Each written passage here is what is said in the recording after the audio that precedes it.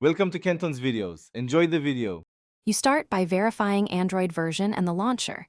This matters because widget APIs differ by release. Next, open the widget app and grant permissions, then disable battery optimization for that app so background updates can run.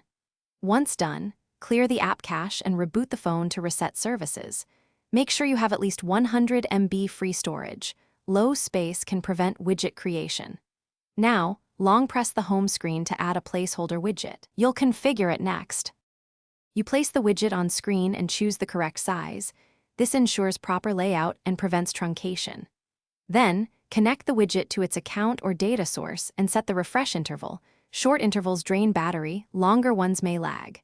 If options are missing, update the app, force stop it, and reopen. Also toggle permissions off and on to reset access.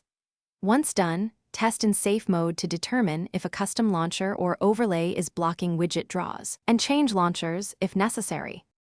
You finalize by confirming widget responsiveness. Tap elements, verify live data, and tweak padding or alignment for readability.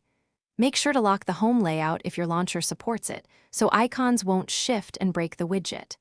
Backup widget settings or export them within the app before doing big changes. This saves time later. If the widget still won't update, remove it, reinstall the app, and re-add the widget while ensuring background data and battery allowances are enabled. This single tip fixes most stubborn failures. Thanks for watching. Consider subscribing if we helped you.